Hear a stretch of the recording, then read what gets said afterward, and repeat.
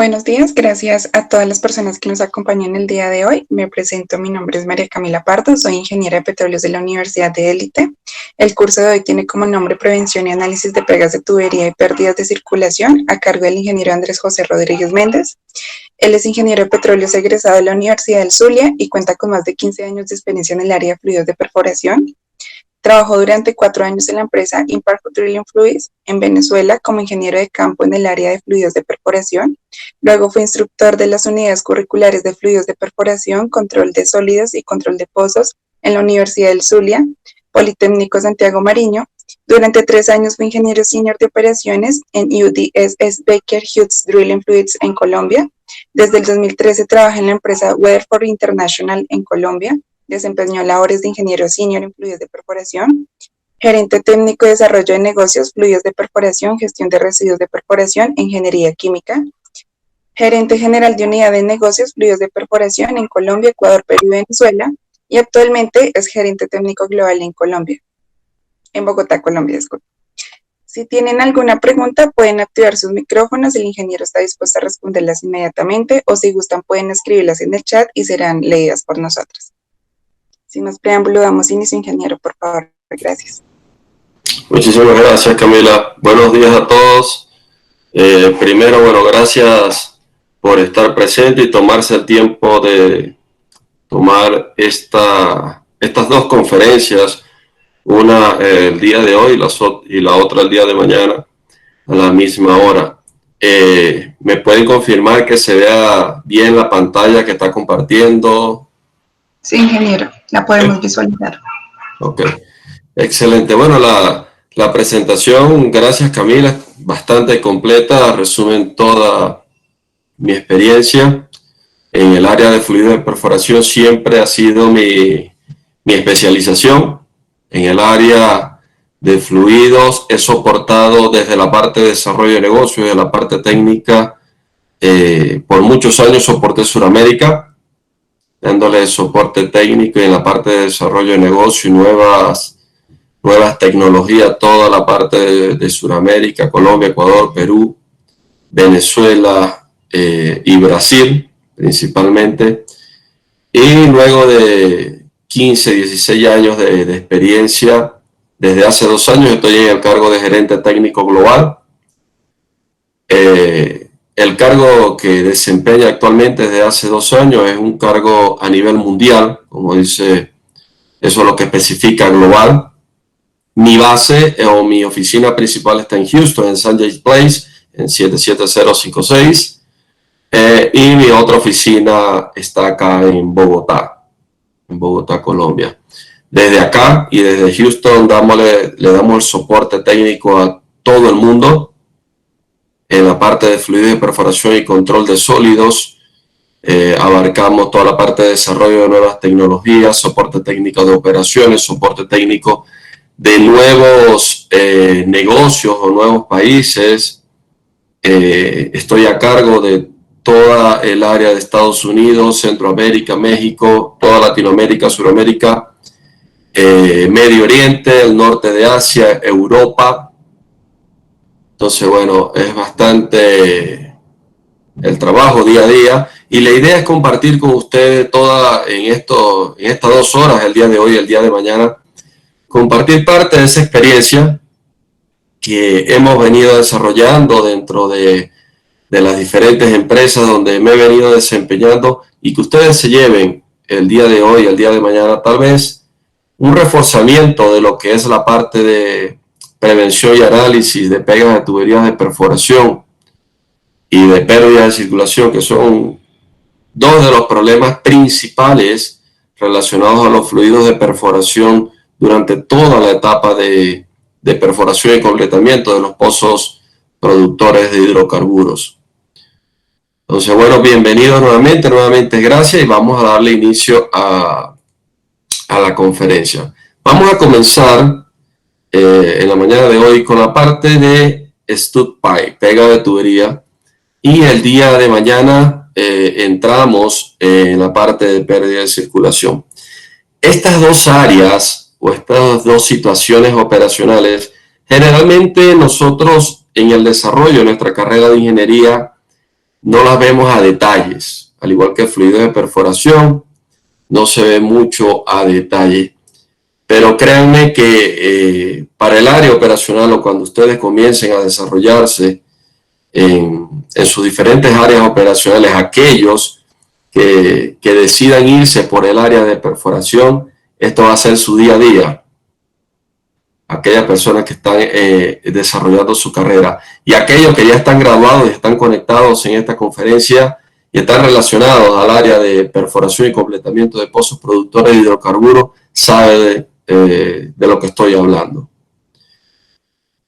El problema de pega de tubería es uno de los problemas más complejos hasta hoy en día en la industria de la perforación.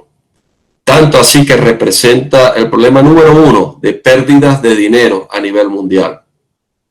Una pega de tubería puede hacer perder parcial o totalmente un pozo. Y un pozo, construir un pozo petrolero no vale ni 10,000, ni 15,000, ni 20,000 dólares. Son millones de dólares, que se invierten desde la parte de planificación, ejecución, completamiento y puesta en producción de un pozo productor de hidrocarburos. Ahora, ¿qué causa una pega de tubería o por qué se activan o ocurren unas pegas de tubería? El análisis no es muy sencillo, es un análisis bastante complejo y a nivel mundial existe una especialización de prevención y análisis de pegas de tubería que dura alrededor de una semana, ¿sí? Con simulaciones de software y todo. Pero para que tengan una idea, existen más de 20 causas que pueden generar o pueden activar una pega de tubería de perforación. Hay dos términos que vamos a utilizar mucho en la mañana de hoy, que son causas y mecanismos. Las causas, ¿sí?, es la fuerza que genera la activación del mecanismo. Y el mecanismo es la fuerza mecánica suficiente para pegar a la sarta de perforación. Voy a hacer mucho énfasis en estos dos términos porque es la base para que podamos entender por qué ocurre, cómo ocurre, cuándo ocurre y cómo podemos prevenir primeramente una pega de tubería de perforación y si ocurre, cómo analizarla y cómo podemos posiblemente despegar la tubería para recuperar el pozo en cuestión. Les pido mucha atención, señores. Este es un tema muy importante para todo el desarrollo de la industria petrolera a nivel mundial. No importa en qué parte del mundo se encuentre, el conocimiento de prevención y análisis de pega de tubería y pérdida de circulación le puede ahorrar millones y millones de dólares a la industria petrolera colombiana y mundial. Si tienen el personal capacitado y si tienen el personal con el conocimiento adecuado de estas dos grandes situaciones operacionales, créanme que va a ser de mucha ayuda a la industria petrolera mundial. Entonces, ¿qué es una pega de tubería? Antes de continuar, quiero hacer énfasis en lo que le comentó Camila. No les dé pena preguntar, por favor. Pregunten todo lo que quieran. Absolutamente toda, la mínima duda, pregúntenla. No hay cuidado, yo no me molesto porque me vayan a interrumpir. Al contrario, me agrada el feedback de las personas. Entonces, sin pena, pueden preguntar todo lo que quieran. Igual al final vamos a tomar unos minutos para conversar seguramente sobre el tema del día de hoy. Entonces, ¿qué es una pega de tubería? Una pega de tubería se define ahí en el slide como una interrupción en las operaciones programadas. Cuando las fuerzas de arrastre excesivas impiden sacar la sarta de perforación del hoyo o limitan el movimiento más allá de las condiciones normales de la operación. Entonces, simplemente cuando nosotros no podemos rotar la tubería libremente, tenemos arrastre, tenemos torque, altos torques al momento de la perforación, es indicio de que la tubería se está quedando atascada o se está quedando pegada. En muchas ocasiones, sucede que terminamos de perforar el pozo o el hoyo, terminamos de construir el hoyo y no podemos sacar la sarta. Se perfora el pozo sin problemas y luego cuando vamos a sacar la sarta o la tubería de perforación, cuando hablo de sarta o de BHA, Bottom Hole Assembly, me refiero a todo el componente de fondo, ¿sí?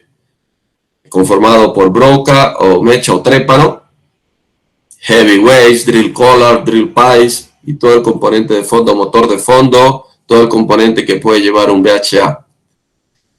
Entonces, en muchas ocasiones les comentaba que podemos a veces perforar el pozo dependiendo de la formación geológica que estemos perforando. Unas son más nobles que otras y se dejan perforar sin problema. Y al momento de sacar la tubería no podemos sacar la tubería.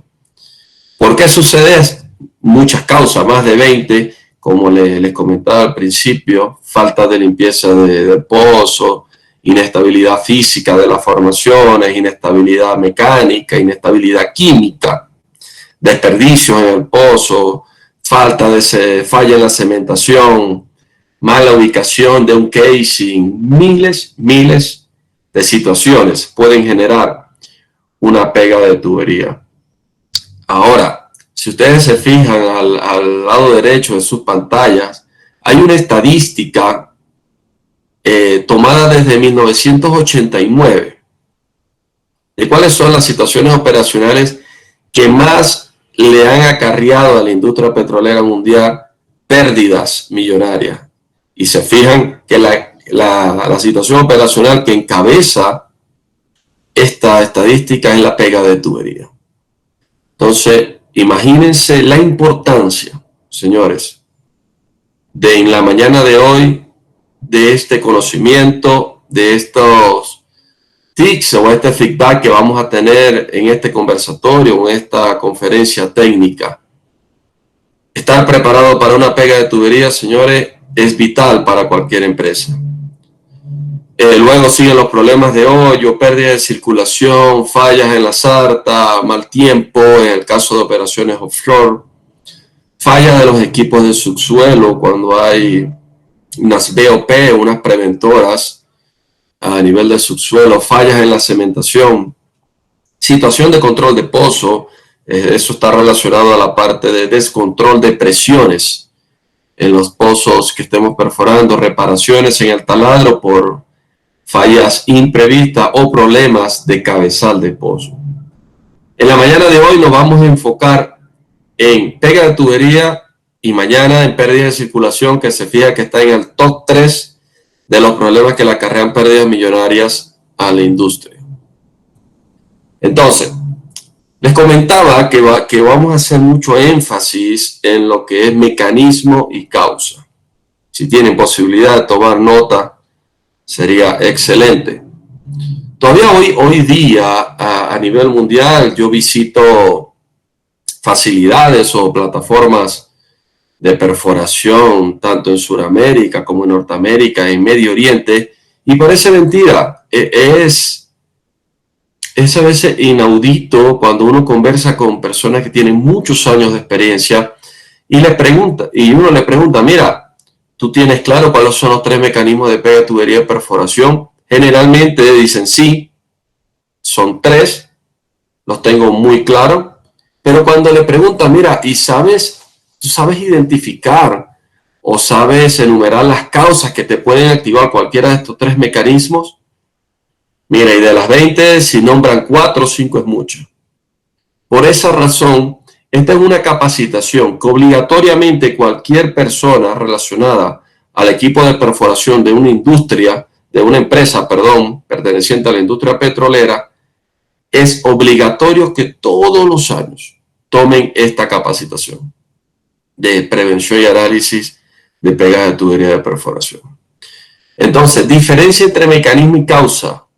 El mecanismo es la fuerza mecánica capaz de provocar la pega de la sarta de perforación en el hoyo. Y las causas son las condiciones responsables del mecanismo de pega. Repito, señores, el mecanismo es la fuerza mecánica capaz de provocar la pega de la sarta de perforación en el hoyo. Y las causas son las condiciones responsables del mecanismo de pega. ¿Alguna pregunta o duda con respecto a estos términos, señores? Siéntanse libres de preguntar.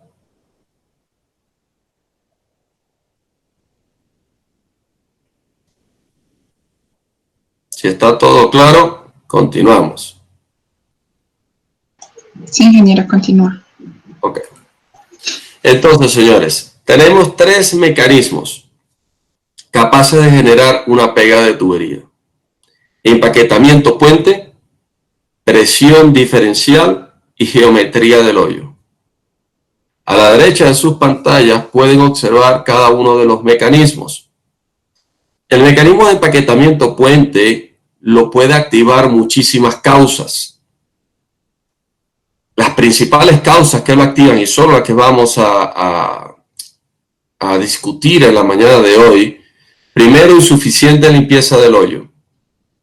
Cuando hablamos de insuficiente limpieza del hoyo, hablamos de asentamientos de ripios o de cuttings o de cortes alrededor de la sarta de perforación, o derrumbes también de las formaciones poco consolidadas.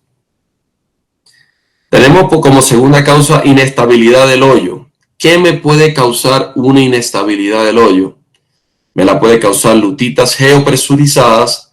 Cuando me refiero a lutitas geopresurizadas, son lutitas que naturalmente están cargadas o tienen altas presiones. Generalmente están conformadas, o estas lutitas están, identificadas como formaciones con presiones anormales dentro de sus capas geológicas. Por otra parte, tenemos las lutitas hidrocargadas, que son lutitas que en la parte interna de sus capas tienen agua o están hidratadas naturalmente. Tenemos las lutitas reactivas, que son unas formaciones geológicas que no tienen grandes cargas de presión, pero son formaciones plásticas que se deforman muy fácilmente.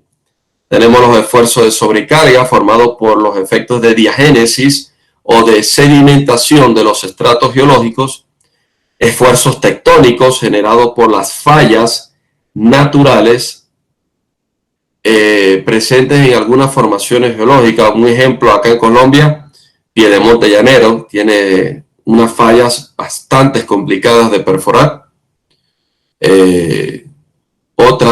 Hay muchas fallas a nivel mundial, a nivel de perforación. Formaciones inconsolidadas, formaciones que son muy fáciles o formaciones consideradas deslenables, que se pueden derrumbar muy fácilmente. Formaciones fracturadas. Cuando hablamos de formaciones fracturadas, son formaciones que son fracturadas naturalmente. No son formaciones donde se induce una fractura. No, son formaciones fracturadas naturalmente. Hay formaciones bugulares, formaciones bugulares con fracturas muy grandes. Hay otro tipo de formaciones fracturadas que son las llamadas microfracturas, donde se pueden trabajar más fácilmente. Y en yacimientos no convencionales, las llamadas nanofracturas. Y por último tenemos las formaciones plásticas, que generalmente son formaciones arcillosas que se deforman muy fácilmente por efecto de una mala inhibición o por efecto de sobrehidratación o intercambio iónico o intercambio de aguas presentes en el fluido de perforación hacia la formación geológica. Otra causa que puede activar el mecanismo de empaquetamiento puente es falla de la cementación. Cuando no tenemos una buena calidad de cemento, no tenemos un cemento bien fraguado, una vez que nosotros rompemos la zapata del último casing y entremos al hoyo desnudo o al hoyo abierto, podemos tener derrumbes del cemento poco consolidado y también el cemento blando. Y la última causa que puede generar un empaquetamiento puente son los problemas especiales, considerados como problemas especiales, desperdicios en el hoyo. A veces hay cuñas que tienen dientes Los dientes son la parte de la cuña que atrapa la tubería de perforación al momento de emparejar una tubería con otra. Hay cuñas que tienen dientes desajustados y pueden caer dentro del hoyo, causando problemas al momento de realizar cualquier maniobra de perforación o viaje de tubería, por darles un ejemplo. El segundo mecanismo, que es el mecanismo por presión diferencial, la única causa que genera la activación de este mecanismo es una fuerza diferencial. O sea, tener un sobrebalance excesivo a favor de la columna hidrostática que pueda empujar la cara externa del VHA o de la tubería de perforación hacia una formación porosa permeable. Y el tercer mecanismo, que es la geometría del hoyo, puede activarse por las siguientes causas, que es el enllavetamiento o el ojo de llave. Lo vamos a ver más en detalle en la mañana de hoy. La microspata de perros o los doglegs, también conocido como doglegs en los términos de perforación. Apoyos. Apoyos es cuando tenemos sucios o camadas de ripios o de cuttings en el fondo del pozo y vamos a bajar la tubería de perforación después de realizar un viaje y no logra bajar. Eso es lo que se refiere con apoyo. Y también cuando hay deformaciones de la geometría del pozo. Otra causa que genera la pega de tubería por geometría del hoyo es revoque grueso. Cuando formamos un revoque excesivamente grueso en la cara de la formación, perdemos el hoyo en calibre y vamos a tener un hoyo con un diámetro reducido. Y al momento de sacar la tubería va a ser imposible sacarlo. Otra causa es hoyo bajo medida, que está muy relacionada al revoque grueso, pero también a las deformaciones plásticas de algunas formaciones. Formaciones móviles, como los domos salinos que se deforman, la sal se puede deformar plásticamente hacia el interior del pozo. Ensamblaje de fondos VHA muy rígidos, un mal diseño del VHA, lo cual hace que el diseño de todo este ensamblaje de fondo quede demasiado rígido y eso me trae problemas en la geometría. Más que todo esto está relacionado a los pozos direccionales y los pozos tipo J. Y ensamblaje de revestidor rígido.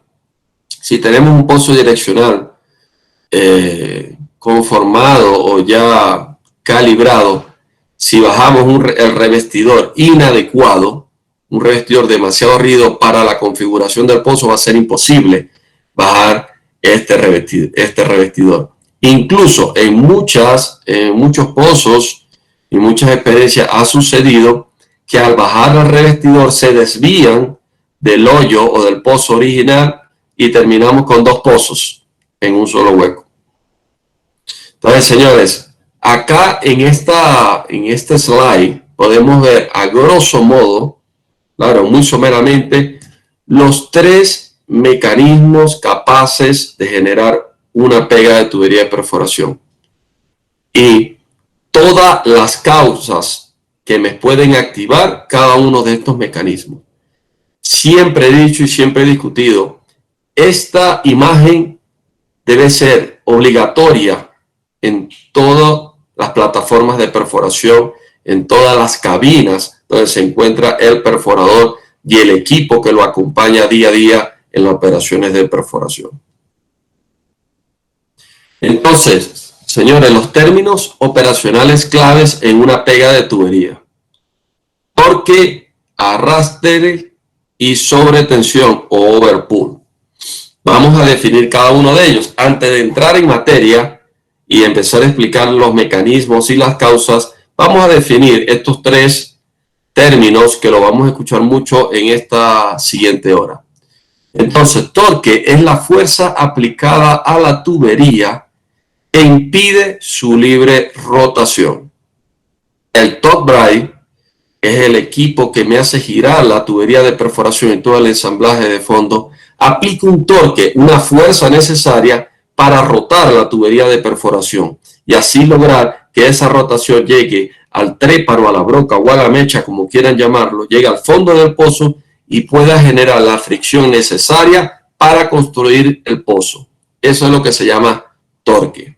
Cuando nosotros tenemos restricción para rotar la tubería, en el Martin Decker, que es el indicador de torque en la plataforma de perforación, voy a ver reflejado mayores valores de torques cuando yo tengo una restricción al momento de girar la tubería. Entonces, le coloco acá 3 ejemplos muy sencillos.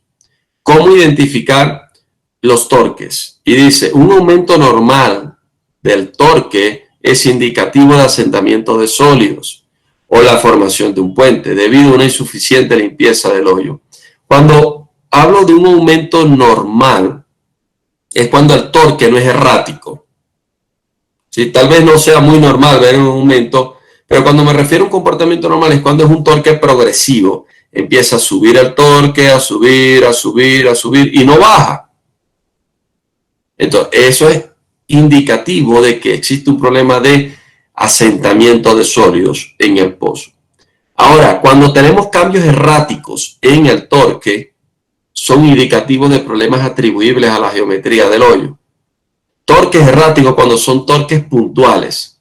Por ejemplo, yo estoy perforando con 20 kilolibras fuerza y sigo perforando y tengo 21, 22, continúo perforando. A medida que voy a estar más profundo, voy a tener mayor restricción para la movilidad de la tubería por cuestión de peso que va a soportar el top drive.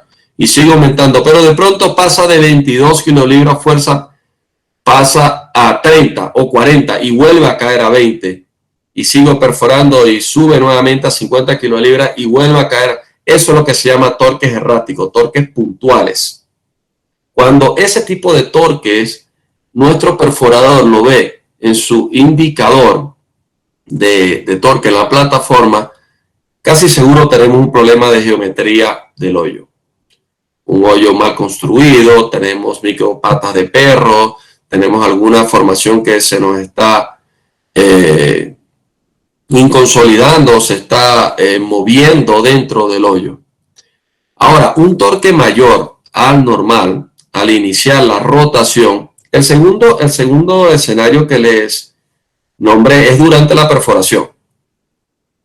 Un torque durante el proceso de perforación. El tercer escenario, que es un torque mayor al normal, al iniciar la rotación y que luego baja, es indicativo de una posible pega por presión diferencial. ¿Qué sucede?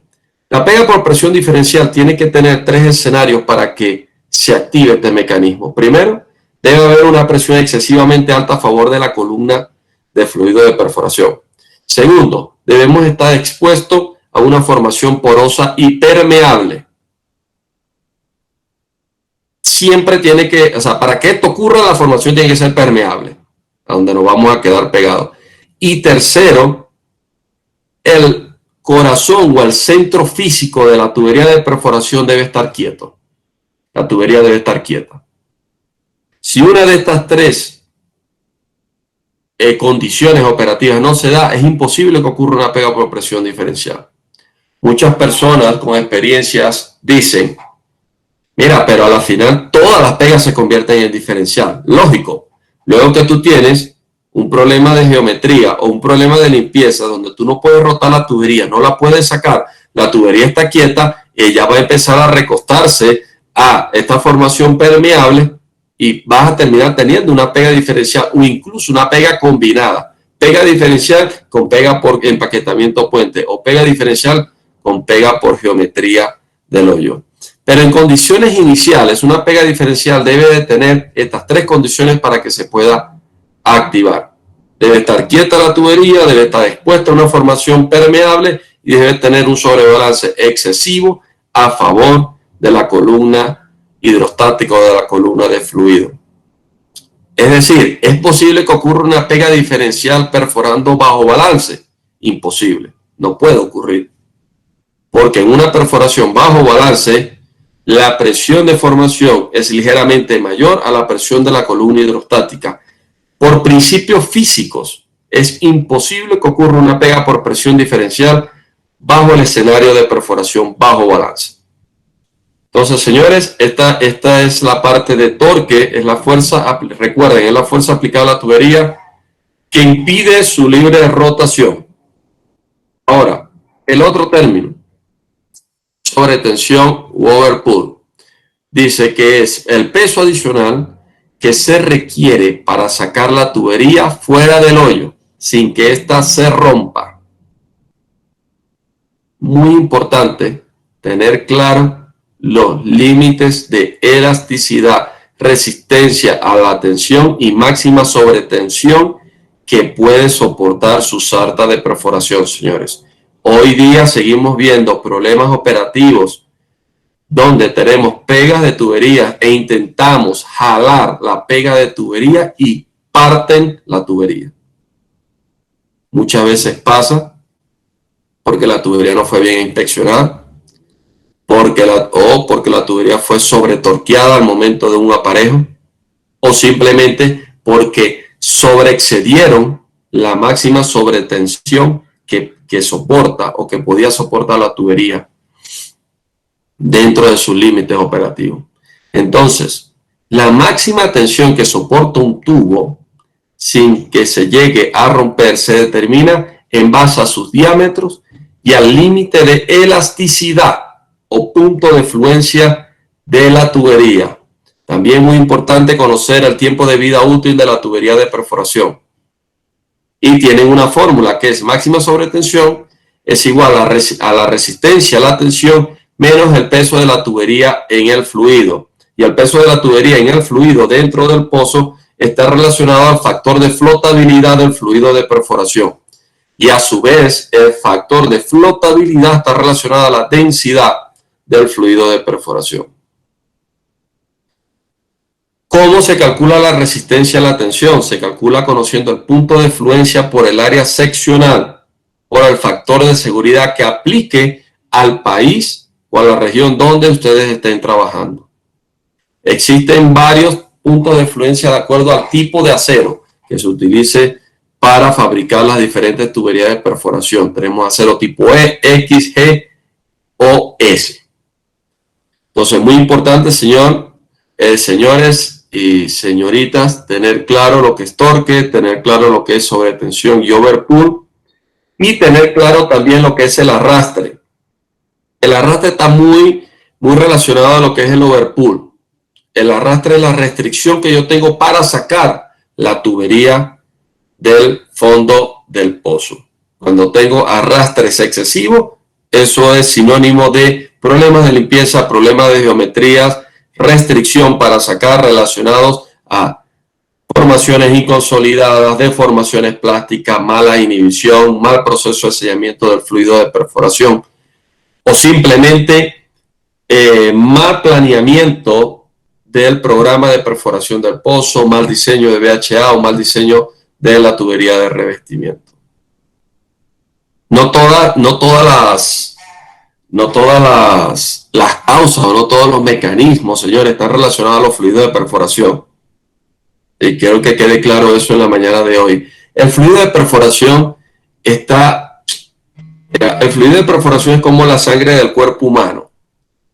Y cuando uno está enfermo y uno va a la clínica, lo primero que hacen es sacarte la sangre. ¿Por qué? Porque la sangre es el primer indicativo de qué pueda estar sucediendo. Mas no quiere decir que tengas un problema en la sangre. Igualmente pasa, señores, con el fluido de perforación. Cuando ocurren problemas en un pozo productor de hidrocarburos durante sus operaciones de perforación y completamiento, lo primero que van a analizar es el fluido. Mas no quiere decir que el fluido sea la causa del problema, pero es muy importante tener claro que el fluido se encuentra en condiciones para poder seguir analizando qué pudo haber sucedido, en este caso, qué pudo activar algunos de los mecanismos de pega de tubería. Y ahí es donde empiezan a analizar otras áreas como las áreas de perforación direccional, geología, diseño del cemento, diseño del VHA, diseño de la tubería de perforación, diseño de la tubería de revestimiento, diseño total del pozo, profundidades donde se bajaron los revestimientos, el plan de perforación completo del pozo.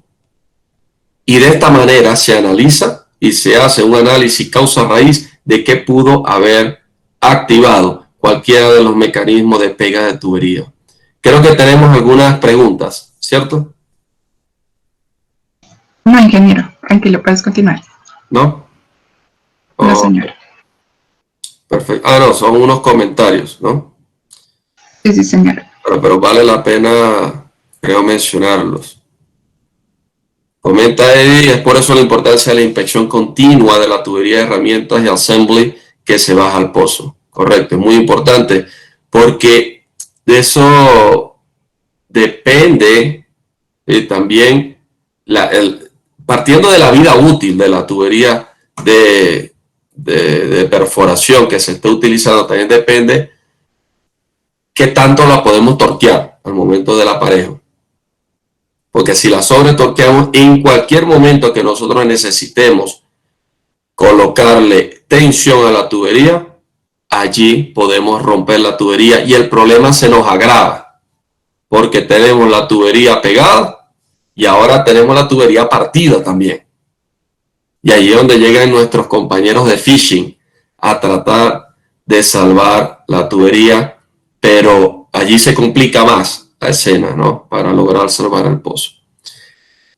Ahora, como lo comento yo, la pregunta de los $1000. ¿Se puede evitar una pega de tubería? Claro que se puede evitar, señores.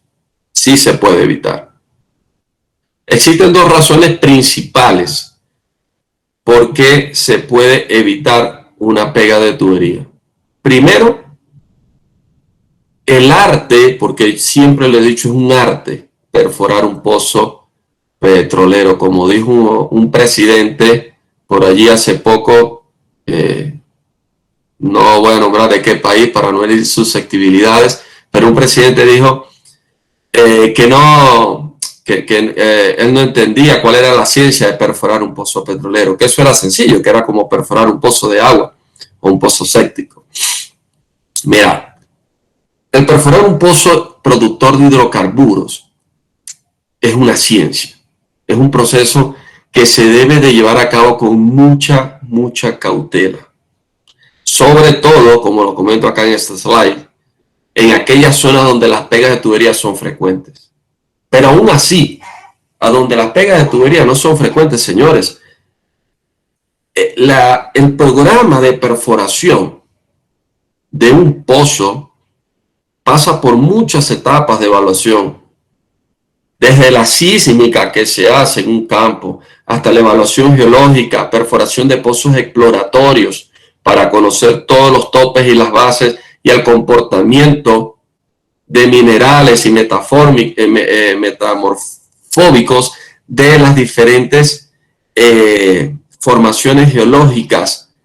Se toman coros, se toman núcleos para conocer las composiciones detalladas, capacidad de intercambios catiónicos de las formaciones reactivas. Y luego que se tiene toda esta información, se diseña un programa de perforación donde cada una de las áreas especializadas, fluidos de perforación, perforación direccional, tubular running, geología, yacimiento, conforman un equipo multidisciplinario que diseñan el programa de perforación de un pozo. Y es allí donde se comienza a perforar un pozo. Eso no sale de la noche a la mañana. Y la segunda razón, el por qué se puede prevenir o se puede evitar una pega de tubería, señores, es el personal.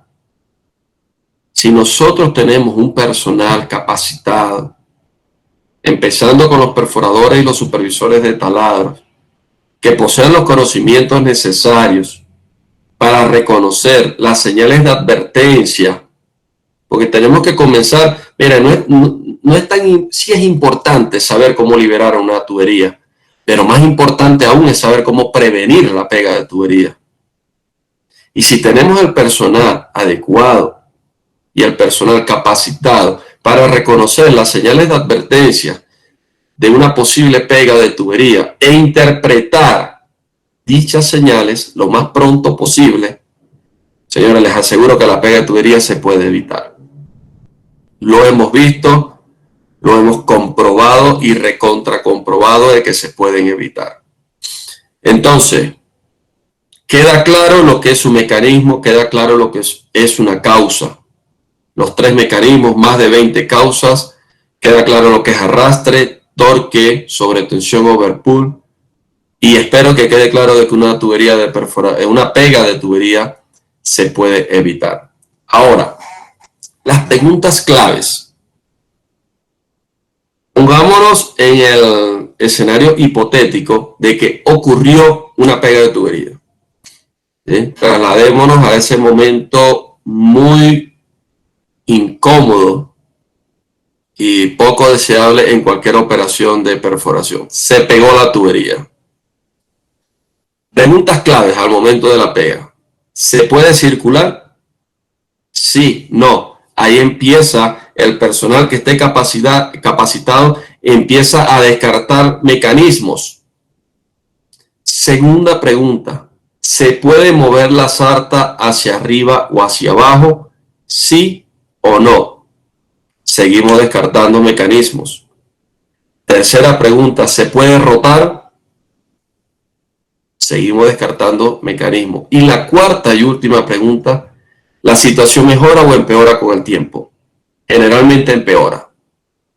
En el 98% de los casos, empeora. ¿Sí? ¿Para qué nos hacemos esta pregunta? Y ahorita les voy a mostrar una matriz. Antes de mostrarles la matriz, un recordatorio, no olviden que la causa es la condición responsable del mecanismo de pega y el mecanismo es la fuerza que pega la sarta de perforación. Si algo se deben de llevar claro en la mañana de hoy es esto, ¿no? Ahora, los 3 mecanismos, volvemos y repetimos: empaquetamiento puente, presión diferencial, geometría del hoyo o geometría del hueco. Esta es la matriz que ustedes deben de tener presente, o cualquier ingeniero debe de tener presente al momento de estar en una plataforma y de poder identificar un mecanismo de pega. Señores, la parte de identificación del mecanismo de pega es un paso esencial, vital para la rápida acción y éxito de la operación de liberación de la pega. Dentro de mi experiencia, específicamente en Colombia, ya que estamos acá reunidos gracias al Centro Profesional de Ingenieros de Petróleo, dentro de mi experiencia específica de Colombia, en los llanos orientales, específicamente en Campos Rubiales, yo estuve por 3 años como ingeniero especialista y de aplicación en el área de prevención y análisis de pegas de tubería de perforación. Indiferentemente de la empresa perforadora o de fluido que se le pegara a la tubería, me llamaban para analizar y dar una posible solución. Señores, se lo digo con propiedad, el tiempo, y les repito, el tiempo para identificar el mecanismo de pega es vital. Es vital. Y eso se puede hacer hasta por teléfono. Si tienes un buen company man que te dé la información adecuada y le puedas hacer estas preguntas adecuadamente, recuerden algo, la matriz de efectividad de conversación y de influenciar sobre las personas a una pregunta adecuada, vas a obtener una respuesta adecuada. Si preguntas equivocadamente, no vas a tener la respuesta que necesitas. Primera pregunta, antes y después de la sarta, ¿cómo está el movimiento de la sarta antes de ocurrir la pega? Estamos circulando, estaba la sarta quieta, estábamos levantando, estábamos rimando saliendo, rotando solamente. ¿Cambió la presión de circulación después de la pega? No hay cambio. Sí hay circulación, pero es restringida, no tenemos circulación. Todas estas preguntas o estas preguntas sencillas le van a dar a ustedes una idea de qué mecanismo se activó. ¿Cómo se usa esta matriz? Imagínense que ocurrió una pega de tubería. ¿Están bien? ¿Se logra ver mi puntero en la pantalla? Sí. Sí, ok. Entonces, fíjense algo. Imagínense que estábamos perforando, rotando normal. No estábamos deslizando, estábamos perforando convencionalmente. Entonces, la pregunta es, ¿cuál era el movimiento de la sarta justo antes de ocurrir la pega? La respuesta va a ser, estábamos perforando, normal. Rimando hacia abajo, perforando. Ok, tenemos la posibilidad de que sea empaquetamiento, de que sea puente. No va a ser diferencial. ¿Por qué? ¿Alguien me puede decir por qué inmediatamente el mecanismo por presión diferencial se descarta? Porque Rapidito. si fuera diferencial no se pudiese rotar. Correcto. Para que ocurra una pega diferencial, recuerden las tres causas que le dije. Una de las condiciones que se debe de dar es que la sarta tiene que estar estática. Si la sarta estaba rotando, no estaba estática. El núcleo físico de la sarta está en movimiento. Se descarta diferencial. Puede ser empaquetamiento puente o puede ser geometría. Correcto. Ahora, segunda pregunta. ¿Hubo un cambio en la presión de circulación después de ocurrir la pega? No, no hubo cambios en la presión de circulación. Estamos circulando libremente. Entonces, empaquetamiento no es, puente tampoco, porque en estos dos, en este mecanismo, hay restricción o circulación imposible. Diferencial puede aplicar porque no hay cambios de circulación. Y geometría también aplica. Cuando nosotros sumamos cada columna, fíjense, aquí tenemos 1 más 0, 1, 1 más 0, 1, 0 más 1, 1, 1 más 1, 2. Entonces, sume los números rodeados con círculos, ustedes lo van marcando, y la columna que sume 2 indica cuál es el mecanismo de pega. Señores, sencillo, es una matriz muy sencilla. En este caso tenemos una pega por geometría. Entonces, fíjense lo importante, no hay que ser un astrólogo, ni un adivino, ni tener un magíster, ni nada. Simplemente, señores, tener los conocimientos adecuados y los conocimientos claros de cómo puedo identificar un mecanismo de pega. Primero, tener claro que es un mecanismo. Segundo, tener claro cuáles son las causas que me pueden activar estos mecanismos. Y tercero, señores, tener esta matriz clara. Al hacer las preguntas adecuadas, vas a recibir las respuestas adecuadas. Inmediatamente recibes las respuestas adecuadas, tú le vas a decir al compañero, señor, tenemos una pega por geometría. No, imposible, es diferencial. Tú vas a tener los argumentos necesarios y los argumentos disponibles para justificarle el por qué es una pega por geometría. O si es empaquetamiento, por qué es una pega por empaquetamiento. Entonces, todas aquellas personas relacionadas al área de perforación de pozos productores de hidrocarburos, señores, es vital que tengan esta matriz sumamente clara. Y esta, junto con la otra imagen, son las dos imágenes que siempre he dicho que deben estar presentes en la cabina del perforador y en toda plataforma. Entonces, señores, vimos que es un mecanismo, vimos que es una causa, definimos torque, arrastre y overpull, y hemos analizado cómo identificar un mecanismo de pega, que es el primer paso cuando ocurre una pega de tubería. ¿Estamos claros hasta acá? ¿Alguna pregunta? ¿Alguna duda?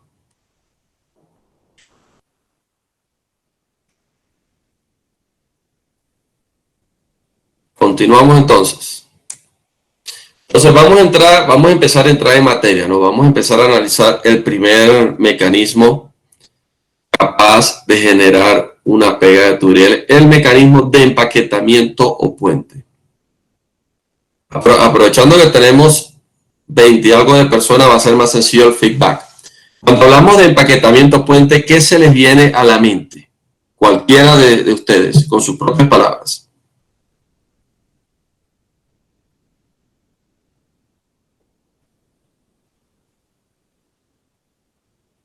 ¿Qué se le viene a la mente cuando hablamos de empaquetamiento? Acumulación de algo, por el cual restringe la salida o entrada, por ejemplo, del fluido. Entonces, como acumulación de algo en una parte específica. Correcto, acumulación de algo, llámese ripio, cuttings, desperdicio, algo me está impidiendo el libre flujo del fluido de perforación. Dice Oscar, erosión de la pared del pozo. Eddie dice derrumbes, correcto. Todas esas son situaciones que me activan un empaquetamiento puente o me pueden restringir la libre circulación del fluido de perforación dentro del pozo.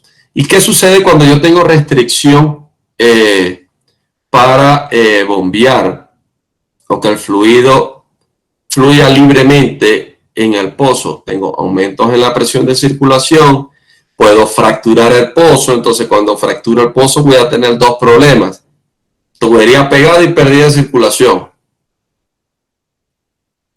Puedo tener asentamientos de sólidos, no voy a poder limpiar el pozo adecuadamente, ¿sí? Se van acumulando unas cosas con otras. Maneras de prevenir un empaquetamiento puente de forma general, señores, estar muy pendiente de la presión de circulación. Muy pendiente de la presión de circulación. Al mínimo cambio, hacerse la pregunta: ¿por qué está cambiando la presión de circulación? ¿Fue que aumentamos la ROP? ¿Fue que aumentamos el galonaje? ¿Fue que entramos en una formación muy dura y tenemos mayor restricción para perforar en esa parte? Cambios litológicos. Cuando pasamos de una arena a una lutita geopresurizada, vamos a tener un cambio en la presión de circulación. Pero para hacerse esas preguntas tenemos que tener bien claro la teoría, bien claro el programa de perforación. Mecanismo de empaquetamiento puente. Existe una pequeña diferencia, ¿no?, entre lo que es empaquetamiento puente. A pesar de que es el mismo mecanismo, existe una pequeña diferencia. Cuando hay un empaquetamiento, la circulación es imposible. No se puede circular. Es esta imagen que están viendo acá. Y cuando hablamos de puente, es el mismo efecto físico, pero son pedazos o restos de un material más grande, y acá sí se puede circular de manera restringida, pero se puede circular. Esto es muy importante tenerlo claro, porque a veces, no, mira, sí, tenemos circulación restringida. Ah, fue un empaquetamiento. No, señor, no es un empaquetamiento, es un puente. ¿Sí? Que nos podemos empaquetar, sí, pero en este momento es un puente que se nos está formando. Y esto va muy de la mano. Estas terminologías dentro del mundo de la perforación siempre tienden a ocurrir, ¿no? Igualmente, como estamos hablando desde las soluciones, desde el punto de vista del fluido de perforación, igualmente existe una confusión muy grande entre lo que es dispersar y adelgazar un fluido. Y no es lo mismo. Dispersar, se dispersa, es con fase continua. Si es fluido base agua, agua. Si es fluido base aceite, aceite. Cuando uno dispersa, pierde propiedades. Ahora, cuando uno adelgaza con un agente químico. En ese punto no perdemos propiedades del fluido. Igualmente pasa acá. Empaquetamiento puente, empaquetamiento, circulación restringida. Perdón, circulación imposible. Puente, circulación restringida. Ahora, ¿cuándo se origina este mecanismo? Se origina cuando tenemos esos fragmentos pequeños, medianos o grandes de formación, cemento, cualquier tipo de desperdicio que se van asentando alrededor de la sala de perforación e impide la circulación y por ende el movimiento de la tubería. Este tipo de problemas siempre tiende a ocurrir cuando se perfora y en algunos casos en viajes de tuberías, cuando empezamos a arrastrar todo lo que pudo haber quedado en el hoyo, más que todo en la parte tangencial del pozo, empezamos a arrastrar todo lo que quedó y empezamos a jalarlo hasta un punto que se nos acumula y empaquetamos el hoyo. Entonces, empaquetamiento, circulación imposible, puente, circulación restringida. Causas del mecanismo de empaquetamiento puente. Primero, insuficiente limpieza del hoyo.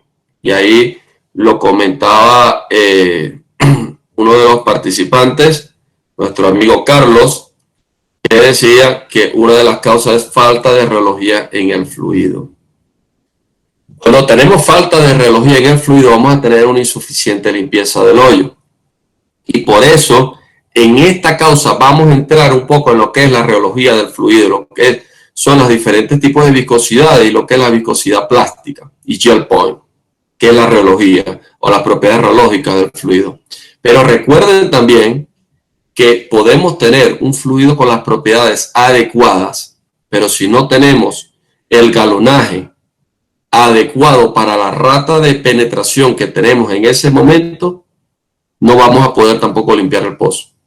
Podemos tener el fluido adecuado dentro de los parámetros, pero si nuestra tasa de penetración es excesivamente alta para la tasa de galonaje que nosotros tenemos o la capacidad de las bombas que nosotros tenemos en el taladro o en la plataforma de perforación, va a ser imposible garantizar la limpieza adecuada del pozo. Ahora, ¿cómo se puede prevenir? Si existe tanta tecnología ahorita, ¿cómo se puede prevenir? Sí se puede prevenir. Existen software, simuladores de hidráulica, donde podemos simular en tiempo real ROP versus galonaje versus propiedades reológicas del fluido de perforación y diferentes matrices de comportamientos reológicos dependiendo del tipo de fluido de perforación versus la presión y temperatura a la que está siendo expuesto el fluido en el fondo del pozo. Todas esas condiciones se pueden simular y simular en tiempo real si el fluido de perforación en conjunto con el galonaje y la ROP son tres situaciones o tres elementos que se encuentran trabajando adecuadamente en equipo para lograr la limpieza adecuada del pozo. Esto no se trata de quién perfora más rápido, se trata de quién termina. Cuando algo termina es puesto en producción, quien pone a producir el pozo más rápido y más efectivamente. De eso se trata, no de perforar más rápido. Entonces, eso relacionado a la parte de insuficiente limpieza del hoyo. También tenemos la inestabilidad del hoyo, cuando son formaciones inestables o deslenables. Falla de la cementación, cuando les hablé al principio, cuando tenemos un cemento que no fragua o que no se endurece adecuadamente y cuando tenemos desperdicio en el hoyo. Entonces, bueno, vamos a entrar a ver cada una de estas causas que me puede activar el mecanismo de empaquetamiento o puente. Insuficiente limpieza del hoyo. ¿A qué se relaciona la insuficiente limpieza del hoyo? Primero, se relaciona a la eficiencia de los equipos de control de sólidos. Se preguntarán ustedes, ¿qué tiene que ver los equipos de control de sólidos con una pega de tubería? Señores, todo, absolutamente todo en la industria o en el arte de la perforación, todo está relacionado. Si no tenemos unos equipos de control de sólidos eficientes, va a ser imposible tener la granulometría adecuada en el fluido de perforación. Cuando hablo de granulometría es tamaño y forma de granos o de sólidos adecuados dentro del fluido de perforación. ¿Y de qué sirve tener la granulometría adecuada dentro del fluido? Eso es lo único que nos garantiza tener unas propiedades reológicas controladas y garantizarle al cliente un sello efectivo de la cara poral o de la garganta poral de la cara de la formación que vayamos a perforar. Entonces, si no tenemos un buen tendido de mallas, cuando hablo de un buen tendido de malla no me refiero a que las mallas no estén rotas. Las mallas pueden estar divinamente, pueden estar nuevas, pero si no son las mallas adecuadas, si no tienen el punto de corte adecuado, no vamos a poder mantener un tamaño promedio exitoso dentro del fluido de perforación. Eso hablando de los equipos básicos. Ahora, si nos vamos a los equipos secundarios, señores, tenemos el Mud Cleaner, que es tener otro checker, pero con una malla más fina, con un punto de corte más fino que los cherry checker, que son los básicos. Además, este equipo va a tener un desarenador, un desander y un desilter, un desarenador y un desarcillador que debe de estar trabajando adecuadamente. Y por otra parte tenemos las centrífugas decantadoras de alta o baja revoluciones. Todos estos equipos conjugan o deben de trabajar de manera muy eficiente para que el fluido de perforación mantenga su granulometría adecuada. Al mantener la granulometría, señores, tenemos una reología adecuada, control reológico. Y al tener control reológico vamos a garantizar, junto con un buen galonaje y una ROP controlada, una buena limpieza del pozo. Así como lo comenta el amigo Carlos, esos equipos son los que nos ayudan a eliminar los sólidos ultrafinos, el hidrociclón, las centrífugas, etc. Gracias, Carlos, por tu aporte. Otra causa de una insuficiente limpieza del hoyo, los parámetros hidráulicos, se lo hablaba ahorita. Tenemos que tener las bombas adecuadas, señores. No podemos pretender perforar a 1000 pies por hora cuando tenemos una bomba que no nos aumenta más de 200 galones por minuto. Es imposible. Por más que el fluido lo tengamos, por más que el top dry lo tengamos, por más que el rig o la plataforma lo permita, si no tenemos las bombas de lodo, las bombas de fluido adecuadas, señores, no vamos a poder perforar. De esa manera, ¿no? Sí vamos a poder perforar, pero tiene que ser de manera más controlada. Y situaciones como estas pasan, señores. El cliente quiere terminar el pozo lo más rápido posible, X y Z, pero somos nosotros los encargados de decirle de cómo se debe de perforar, de cómo se tiene que controlar el pozo para no tener ese problema al final, de que perforamos un pozo que venía para 20 días, lo perforamos en 10, pero terminamos de perforarlo y después no podemos sacar la tubería. Sigue sucediendo, créanme. Y el tercer factor relacionado a una insuficiente limpieza del pozo es la reología del fluido. Entonces, fíjense que todo está interrelacionado. Absolutamente todo está interrelacionado. Control de sólidos, parámetros hidráulicos, reología del fluido, geología, perforar, todas las propiedades del fluido de perforación, qué tipo de pozo voy a hacer. Y todo esto es lo que me va a llevar a mí a programar o a diseñar un programa de perforación adecuado para evitar este problema. Existen muchos tipos de mallas de equipo de control de sólidos, lo vamos a ver más adelante, ¿sí? Por el punto de corte y los tipos que hay para mantener estas diferentes granulometrías. Recomendaciones de campo. Esto no es una receta, señores. Es algo que personalmente a mí me ha ayudado y siempre lo tengo muy claro en mi mente. Es ROP, para tener una relación entre diámetro del hoyo, ROP y galonaje. Sí, esta tablita me ha ayudado por dar un ejemplo, un hoyo de 2 1/4 que tenga un grado de inclinación entre 35 y 55 grados, se debería de perforar máxima 85 ROP, pies por hora, y mínimo con un galonaje de 650 galones por minuto. Esto aplica a un fluido polimérico sencillo, señores, un fluido de reología directa. Cuando ya tenemos diferentes tipos de fluidos viscoelásticos o fluidos con reologías invertidas, fluidos base diésel, bases de aceites minerales de baja toxicidad, esto cambia. Por eso le digo, no es una receta. A mí me ha ayudado cuando perforamos con fluidos base agua, a pesar de que ya no estoy en el campo, tengo varios años que no estoy en el campo.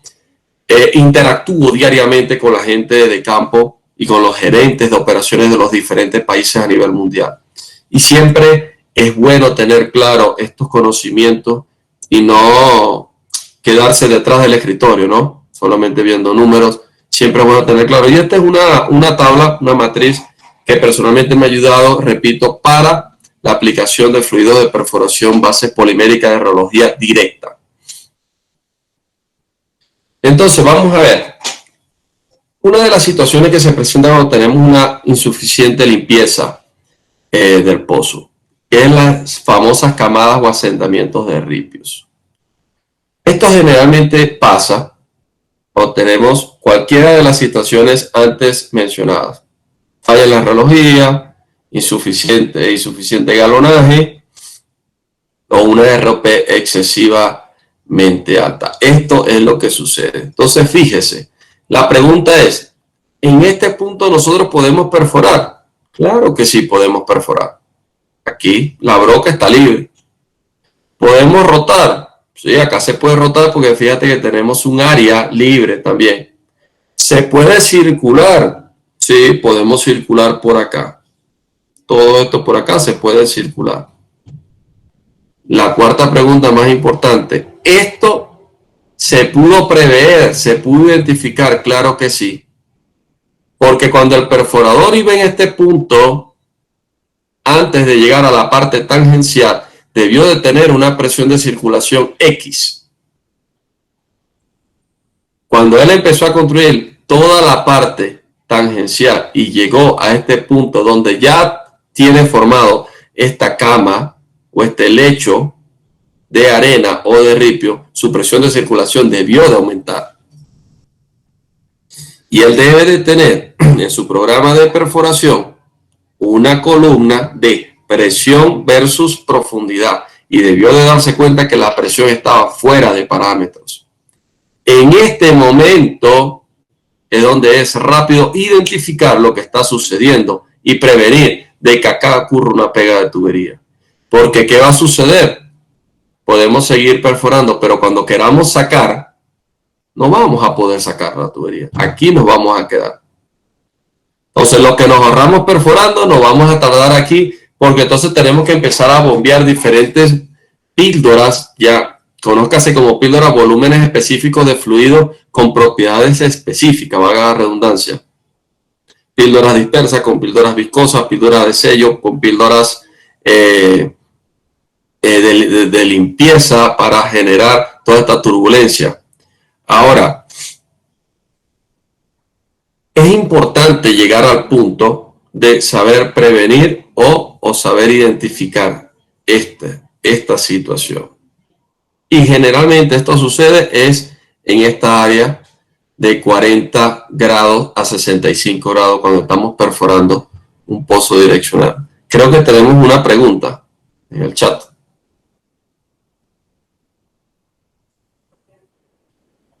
Sí, ingeniero, tenemos una pregunta de Andrés Amaya. ¿Cómo identifico si se deslizó después de perforar ese segmento? Ok, la pregunta, Andrés, es, pasamos esta área, quiero aclarar, para ver si estoy entendiendo bien la pregunta. Perforamos esta área de 40 grados, 45 grados. Seguimos perforando, pero ya cuando vamos acá, en fondo, es que se empieza a acumular este lecho o esta camada. ¿Esa es la pregunta? Ok, perfecto. Inmediatamente cuando este lecho se empieza a acumular, la presión de circulación que tú vas a tener acá no va a ser la correcta. De acuerdo a la carta de presión versus profundidad, si el programa te dice 1200 psi, por lo menos aquí vas a tener 1300, 1400 psi. Eso te indica que hay algo que te está restringiendo la circulación acá. E incluso vas a ver un incremento en el torque, porque parte de la tubería va a estar acá atascada. Sin embargo, estás pudiendo rotar, pero el torque te debió de incrementar progresivamente. Cuando digo progresivamente es poco a poco. A medida que esto se fue formando, el torque debió de irte incrementando. Entonces, esas dos señales de torque y presión son las que te indican que posiblemente se te está formando un lecho de arena, un lecho de ripios en la tangente del pozo. ¿Respondí tu pregunta? Ok, perfecto. Sí. Excelente. Entonces, regla de campo para la limpieza de pozos direccionales. Cuando tenemos un flujo turbulento, es muy importante mantener las lecturas a 3 RPM, revoluciones por minuto, ligeramente mayores al diámetro del hoyo. Recuerden que en el FAN 35, en el OFAI 800, 900, independientemente de la marca del reómetro, nosotros tomamos varias lecturas. 600, 300, 200, 100, 6 y 3. Es muy importante que la lectura de 3, el valor de la lectura de 3 para pozos direccionales sea ligeramente mayor al diámetro del hoyo. ¿Sí? Estas son reglas de campo, señores, como reglas del dedo gordo, que eso, no se nos va a decir ningún manual, esto se lo va a decir en la experiencia. Y el segundo punto es cuando tenemos flujo laminar, mantener el gel point a baja tasa de corte entre 1 a 1.2 puntos mayor al diámetro del pozo. Si tenemos un diámetro del pozo, por ejemplo, de 12 1/4, el gel point a baja tasa de corte debe ser mínimo 13, 14 puntos. ¿Sí? De esta manera nosotros podemos garantizar la limpieza en esta parte tangencial y evitar estos problemas, bien sea saliendo o sacando la tubería o perforando. Esto es una solución desde el punto de vista de fluido de perforación. Señores, no se olviden, tenemos que tener fluido adecuado con la relojía adecuada, pero también tenemos que tener el galonaje adecuado, ¿correcto? Y la ROP adecuada durante todo el proceso de perforación. Esto desde el punto de vista de fluidos. Ok, no pudimos prevenir la pega por empaquetamiento puente. Recuerden que estamos en empaquetamiento puente. No pudimos prevenir la pega. ¿Cómo debemos de activarnos? ¿Cómo debemos de atacar una pega por empaquetamiento puente? Primero, debemos de aliviar toda la presión que tengamos entrampada. ¿Sí? En la columna, en las bombas, en todas las líneas de flujo. Una vez que aliviemos la presión entrampada en todo el sistema de circulación, aplicamos torque, ¿sí? Para saber si tenemos algún tipo de movimiento. Si la pega, señores, fue sacando la tubería, martillamos hacia abajo con la carga máxima. Eso es algo que nunca debe de olvidarse, señores. Esto es inversamente proporcional o direccional, perdón. Si nos quedamos pegados sacando, tenemos que martillar hacia abajo. Si nos quedamos pegados bajando, tenemos que martillar hacia arriba. Siempre al contrario. Parece curioso, pero todavía sigue pasando de que tratan de sacar, se quedan pegados y adivinen hacia dónde activan el martillo. Hacia arriba. Entonces lo que hacen es empeorar el problema. Dice, no, pero es que tenemos que activar hacia arriba porque queremos sacar, no queremos volver a fondo. Y el problema lo tienes, mira, te quedaste pegado sacando, el problema lo tienes arriba. Si martillas hacia arriba vas a empeorar el problema. Entonces hay que martillar hacia abajo. De esa forma colocamos la carga máxima para accionar el martillo en la dirección opuesta a cómo ocurrió la pega. Esto es, señores, lo básico desde el punto de vista mecánico para solucionar una pega de tubería por empaquetamiento puente. Esto es soluciones mecánicas. Cuando hablamos de soluciones químicas es donde es necesario bombear algún aditivo químico para ayudar a esta remoción de este empaque o de este puente que se ha formado. Y es lo que se conoce como píldoras. Píldoras de fluidos con diferentes especificaciones o aditivos químicos que puedan ayudarnos a despegar la tubería. Ahora, ya vimos la parte de insuficiente limpieza del hoyo. Ahora vamos a inestabilidad del hoyo. Señores, mantener un pozo estable, créanme que es un reto. un reto durante toda la parte de la construcción del pozo. ¿Por qué es un reto? Porque tenemos diferentes formaciones geológicas con diferentes porosidades y diferentes permeabilidades. Al tener diferentes condiciones geológicas de minerales, de composiciones internas, de hidratación, de gargantas porales, es necesario tener un estudio detallado de todas las formaciones a perforar y de allí garantizar que los diferentes fluidos de perforación que vayamos a utilizar cumplan con todas sus funciones, que sus propiedades cumplan con todo lo establecido para que sus funciones sean efectivas y a su vez ayudar a garantizar que la formación se mantenga estable en su sitio durante toda la operación de perforación, principalmente reología y sello. Entonces, los problemas de inestabilidad se detectan durante la perforación cuando se tiene relleno. Entiéndase por relleno, es cuando sacamos la tubería sin problemas, se derrumbó el pozo o parte del pozo se inestabilizó y cuando vamos a bajar el casing o vamos a bajar nuevamente la tubería para hacer un viaje de calibración, no vamos a poder bajar. Eso es lo que se conoce como relleno. Cuando tenemos torque, arrastre y repaso continuo. Cuando es necesario repasar continuamente una zona, quiere decir que esa zona se está inestabilizando. Señores, es muy importante conocer la columna litológica del campo que estamos perforando. De esa manera, nosotros podemos saber y reconocer apropiadamente la zona donde nos encontramos, la zona donde se encuentra el problema y ver cuál es la solución más adecuada para tratar esa situación o ese problema partiendo de la zona donde nos encontremos expuestos. Y los otros problemas o las otras situaciones que ocurren cuando hay problemas de inestabilidad es la gran cantidad de ripio descartándose por las zarandas. Es muy importante, si ustedes ven una gran cantidad de ripios saliendo en condiciones normales de perforación, ¿qué es lo primero que deben hacer?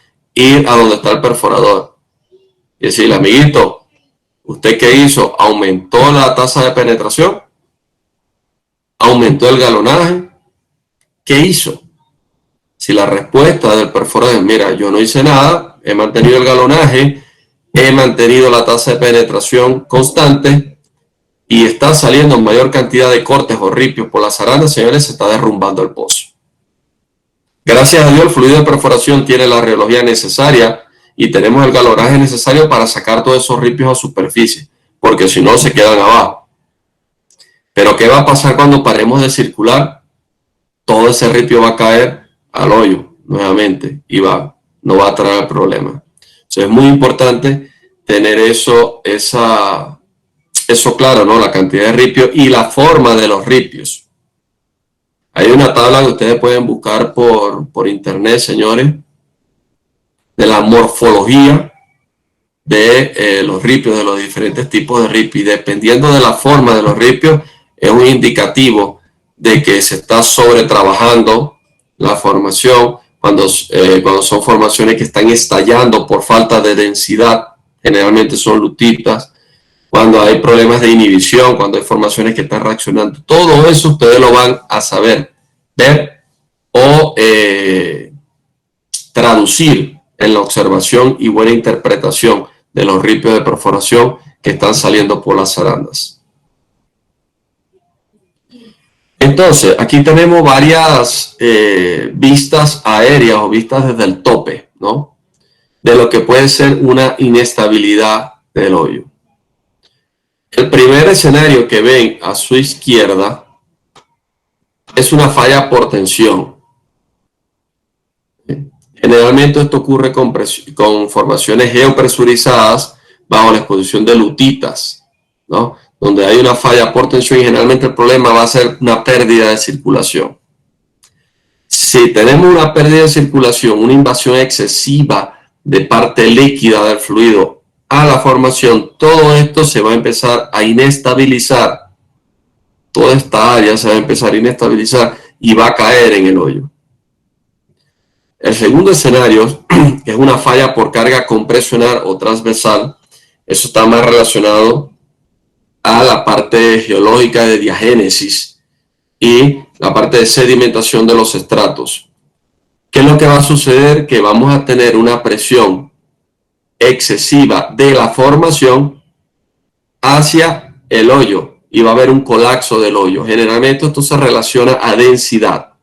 Cuando estos tipos de ripios se observan por la zaranda, que son ripios o cuttings astillosos, esto se traduce como falta de densidad en la columna hidrostática, falta de densidad de la columna de fluido de perforación. Y tenemos por otra parte las deformaciones plásticas, que cuando tenemos hoyos reducidos, principalmente ocurre cuando tenemos salolutitas plásticas o tenemos también arcillas tipo jumbo que reducen el diámetro del hoyo. Esta línea punteada que ustedes observan acá es el diámetro original del hoyo y estos tipos de formaciones empiezan a deformarse plásticamente, como ver una plastilina, tal cual, y empiezan a cerrar el pozo. Esto puede ocurrir durante la perforación de esta área y también después de haberla atravesado. Si no, podemos atravesar el área de arcilla. Si tenemos una inhibición pobre o un sello pobre, esta lutita o esta formación plástica va a quedar al descubierto y va a seguir habiendo un intercambio iónico entre fluido y formación. Y cuando vayamos a querer sacar la tubería de este espacio, no vamos a poder pasar por allí. Entonces, todo este tipo de situaciones me pueden conllevar a tener una reducción o un problema de estabilidad del hoyo. Falla por tensión, falla por carga compresional o transversal o deformaciones plásticas de formaciones. Ahora, ¿qué factores influyen en la inestabilidad de un pozo? Ahorita lo dijo un compañero: tipo de formaciones, desbalance de presiones, condiciones del fluido y prácticas operacionales. Por ejemplo, han ocurrido situaciones donde perforamos una formación, generalmente pasa en formaciones productoras, formaciones de arenas poco consolidadas, como la de los llanos orientales colombianos, ¿sí?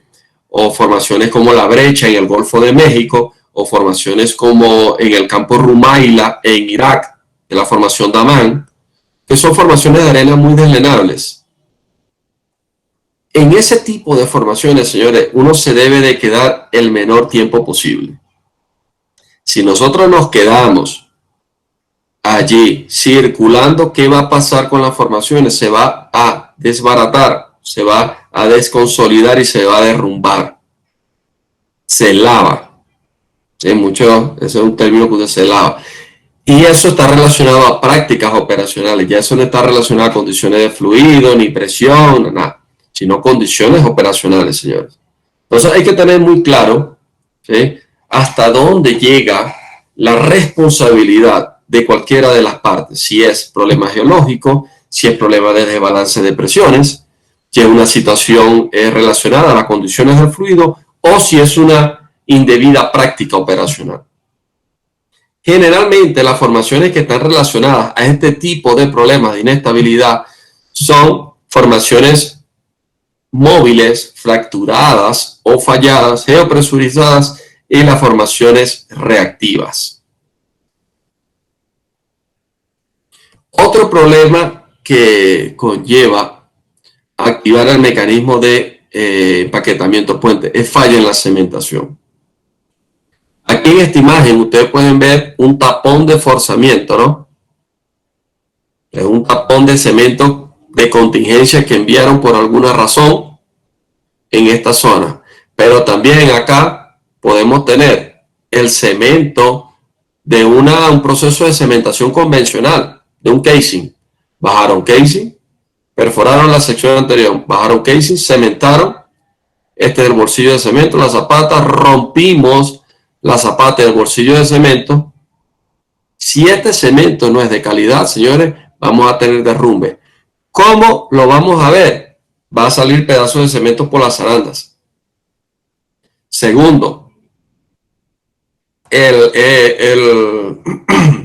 vamos a tener una alta concentración de dureza cuando hablemos de fluido base agua. O si tenemos fluido base aceite, el exceso de cal va a aumentar la presencia de agente oxidrilo, que es uno de los agentes presentes en el cemento. ¿Correcto? Ahora, esta otra situación, un tapón de forzamiento, también si el cemento no es de calidad, también va a haber derrumbe. O si tenemos un tapón de desviación. Como les expliqué al inicio de esta conferencia, a veces se pierde el hoyo original o ocurrió una pega de tubería abajo, no se pudo recuperar, se tuvo que bombear o bajar unos explosivos, cortar la tubería, colocar en el fondo del pozo un tapón de desviación y luego volver a construir toda la parte tangencial del pozo.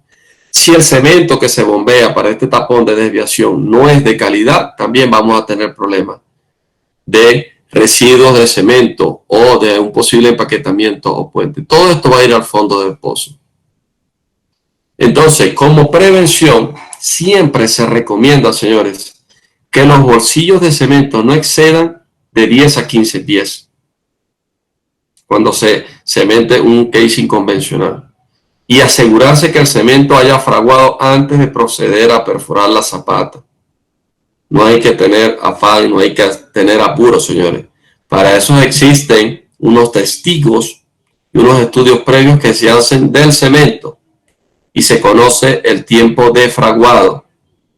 Entonces, conociendo esos testigos, conociendo esos estudios, nosotros podemos determinar el tiempo de fraguado de ese cemento. Y una de las causas menos comunes, pero sucede en la parte para activar el mecanismo de empaquetamiento puente, es desperdicio en el hoyo. ¿Sí? Es muy extraño que suceda, pero sucede. ¿Sí? Por ejemplo, como le dije, los dientes de una cuña, parte de los equipos móviles de la mesa rotaria puede caer al hoyo. ¿Cómo se puede prevenir? Siempre usando una tapa ciega, una tapa que colocan alrededor de la tubería de perforación en la mesa rotaria o cerrando los arietes ciegos de las BOP al momento de tener la tubería en superficie. Luego que tenemos toda la tubería parada en superficie, podemos cerrar los aretes ciegos de las BOP para evitar que cualquier desperdicio pueda caer en el fondo del pozo. Entonces, señores, con esto terminamos el primer mecanismo, que es empaquetamiento o puente. Recuerden que tiene muchas causas que lo pueden activar, ¿no? Problemas geológicos, problemas de limpieza, problemas de residuos, situaciones relacionadas al cemento. Es el mecanismo que más causas tiene dentro de toda la operación de perforación. ¿Preguntas en este punto antes de entrar al segundo mecanismo de presión diferencial? Sí, ingeniero, como que al parecer no hay más preguntas. Puedes continuar. Ok, perfecto. Entonces, presión diferencial, señores, segundo mecanismo. Dice, la pega de tubería por presión diferencial. Disculpe, ingeniero, qué pena.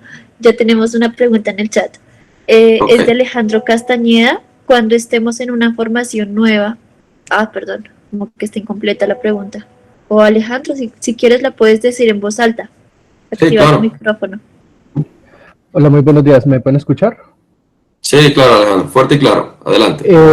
Yo tengo una duda. Cuando estamos, digamos, en un pozo exploratorio y no tenemos mucho conocimiento de las formaciones que vamos a perforar, digamos, ¿cuál sería una buena práctica para evitar este tipo de mecanismos? Sí, señor. Ok, primero, bueno, generalmente se hacen estudios sísmicos, ¿no? Que te pueden dar una idea de los tipos de formaciones. Sin embargo, no tienes certeza, como dices tú, de las formaciones a perforar al 100%. Al momento de realizar un pozo exploratorio, uno se basa mucho primero en la sísmica y segundo se requiere indudablemente una empresa de mood logging, ¿sí? De registro de fluido y de registro de cortes. Entonces, inmediatamente tú recibas las muestras de cortes en superficie, se debe de ir interpretando este corte e ir formando una columna litológica digital que te indique a qué profundidad, la profundidad la vas a conocer, sino a qué formación te encuentras expuesto a ciertas profundidades. Y de esa manera ir ajustando en tiempo real el fluido de perforación de acuerdo a las formaciones que te vayas consiguiendo. De manera inicial se realiza un diseño de un fluido de perforación para soportar las presiones y temperaturas que se esperan, ¿no?, en el campo. Pero propiedades como la granulometría y todo eso se pueden ir ajustando en tiempo real dependiendo de la formación donde nos encontremos en el momento. Entonces, de esa manera, teniendo un mood logging adecuado, es donde se prevé o se previene este tipo de situaciones en los pozos exploratorios.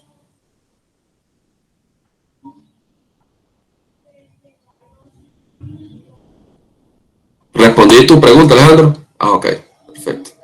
Sí, ingeniero, gracias. Excelente. ¿Alguna otra pregunta antes de continuar?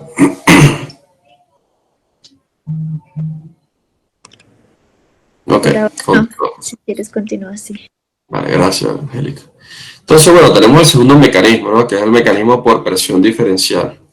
Dice, les comentaba que este mecanismo es fácil de identificar. Tienen que dar 3 condiciones para que un mecanismo por presión diferencial ocurra. Primero, que existe un sobrebalance excesivo a favor del pozo, se lo comentaba, que el VHA esté frente a una zona permeable, ¿sí?, donde posiblemente pueda existir un revoque grueso por falta de sello, y que la salta de perforación se encuentre estática. Si cualquiera de estas 3 causas no se da, señores, inmediatamente se descarta un mecanismo por presión diferencial. Inmediatamente, ¿sí? Todos los mecanismos al final van a estar relacionados a presión diferencial, pero después de. Pero es importante interpretar las condiciones iniciales de la pega de tubería. Y estas son las 3 condiciones que se debe de dar en un pozo para que una pega de tubería por presión diferencial ocurra. Y aquí fíjense un ejemplo que le doy de lo que es revoque dinámico y revoque estacionario. Generalmente el revoque estacionario se genera un poco más grueso que el revoque dinámico. Y este revoque, cuando nosotros vamos bajando la tubería, todo este revoque externo se remueve, pero el revoque interno no se remueve. Si nosotros garantizamos un buen proceso de filtración interno, intermedio y externo, no hay problema. No hay problema absolutamente. Si el revoque es totalmente impermeable, no vamos a tener problema. Siempre se va a formar un poco más grueso en condiciones estáticas, pero cuando bajemos nuevamente, bien sea el casing o la tubería de perforación, todo este revoque externo va a ser fácilmente removible y no va a haber problema al momento de bajar la tubería. Estas son unas vistas aéreas y laterales de cómo se ve una pega por presión diferencial. Fíjense, aquí damos un ejemplo de una tubería de 4 pulgadas, ¿correcto?, donde tenemos una presión de formación de 4.000 libras por pie cúbico versus 6.000 libras por pie cúbico. Tenemos un sobrebalance de 2.000 libras a favor de la columna hidrostática. Esto conlleva a que se aumente las posibilidades de que ocurra una pega por presión diferencial. Igualmente esto que vemos acá. ¿Sí? Tenemos 6.000 libras acá, presión hidrostática, 5.000 libras de presión de formación. Tenemos un área acá de baja presión. Se pega a la tubería. Ahora, esta es una vista lateral, ¿no?, de una pega por diferencial. Ahora, ¿cómo podemos prevenir una pega de tubería por presión diferencial? Básico, evitar el sobrebalance excesivo. Nosotros vamos a conocer por registros de presiones, ¿eh? Y por muchos datos sísmicos y geológicos las presiones de formaciones. Nosotros debemos de hacer un programa de fluido adecuado para perforar todas estas formaciones. ¿Con qué? Con una buena relojía y con las densidades adecuadas para evitar este sobrebalance excesivo. Segundo, mantener la sarta en movimiento. Si ya sabemos que hay formaciones porosas y permeables, por ejemplo, como arenas, que tienen baja presión y que sí o sí las tengo que atravesar, señores, tratemos de mantener la sarta el mayor tiempo posible en movimiento y así evitamos que el núcleo físico de la sarta de perforación se quede estático. Tercero, el tiempo de conexiones debe ser mínimo. Para eso existen ahorita los robots automáticos, ¿sí? Dentro de las plataformas petroleras, donde las conexiones deben ser sumamente rápidas. Cuando hablo de conexiones son los aparejos de una tubería con otra. Terminamos de perforar una pareja o un tubo, perdón. Inmediatamente sacamos al punto de conexión, conectamos la nueva pareja o la nueva tubería y seguimos perforando. Debe ser mínimo el tiempo de conexión. ¿Por qué razón? Porque cuando se está conectando una tubería con otra, ahí está estática toda la sarta de perforación. Cuarto punto, las bombas de fluido nunca deben de detenerse cuando la tubería se encuentra expuesta al hoyo abierto. Nunca debemos de dejar de circular. ¿Por qué? Porque la circulación te mantiene el fluido en movimiento y te garantiza que ese sello se mantenga íntegro al momento de estar expuesto a estas formaciones. Quinto punto, utilizar un VHA estabilizado lo más simple y corto posible. Mientras el VHA sea más simple, señores, mayor elongación va a tener, mayor posibilidad de trabajo puede tener y va a tener menos área expuesta al momento de entrar en contacto con las formaciones. Usar collares de perforación o drill collars con espirales. Es muy importante tener este tipo de collares de perforación y también de heavyweight, de tuberías pesadas con espirales, porque minimizamos el área de contacto entre tubería y formación. Al minimizar el área de contacto, minimizamos la posibilidad de que ocurra una pega de tubería por presión diferencial. Y el último punto es evitar ajustes repentinos en la densidad del fluido. ¿Para qué? Para evitar la primera condición, que es el sobrebalance excesivo. Entonces, fíjense, este segundo mecanismo, que es el mecanismo de pega por presión diferencial, es muy sencillo de reconocer, señores.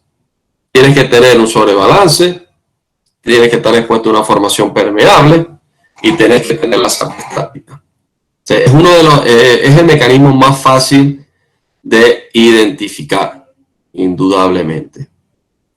Me gustaría en estos 15 minutos que nos quedan hacer una sesión de feedback. Si tienen alguna pregunta relacionada bien sea a fluidos de perforación o a pegas de tubería, siéntanse libres, señores, de hacerlas. La idea es aprovechar estos 15 minutos, tener una discusión abierta con ustedes, si quieren por el chat o activan sus micrófonos, y mañana nosotros podemos continuar con el último mecanismo, que es geometría del hoyo, y entramos en la parte de pérdida de circulación. Entonces, siéntanse abiertos a realizarme cualquier tipo de pregunta relacionada a fluidos o a pega o a pérdida. Adelante. Ingeniero, tenemos una pregunta de Alfredo Pérez. ¿Es recomendable el método de tubo en U en este mecanismo para liberar la sarta? El método de tubo en U, pero ese método se utiliza cuando se va a bombear algún fluido especial, ¿no?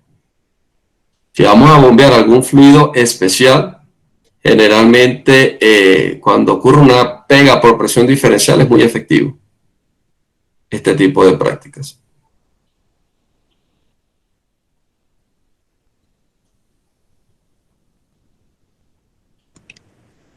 Gracias. Tenemos otra de Andrés Amaya con respecto al martilleo, ¿cómo funciona este mecanismo? Gracias. Ok, mañana ahí vamos a ver un poquito más de detalle con respecto al martillo. Pero bueno, les adelanto, el martillo es un equipo, ¿sí? que se coloca generalmente entre los heavyweight, lo más cerca posible al VHA, que es el motor de fondo. Y estos señores se activan es por fuerza mecánica o hidráulica. Son como unos pistones, una camisa donde internamente tiene unos pistones, donde por tensión o por compresión tú puedes activar, bien sea hacia arriba o hacia abajo, el golpe. Ya son equipos, hoy en día se utilizan ya los hidráulicos, no se utilizan ya los mecánicos. Son equipos que ya vienen precargados con una presión donde dependiendo hacia dónde tú lo quieras activar, si lo quieres activar hacia arriba, tú precargas el pistón en compresión hacia abajo para tener el jalón o el golpe hacia arriba. Cuando quieres golpear hacia abajo es al contrario. Tú cargas el pistón hacia arriba para tener ese golpe hacia abajo. Dependiendo de cómo quedó pegada la tubería, depende cómo activas el martillo.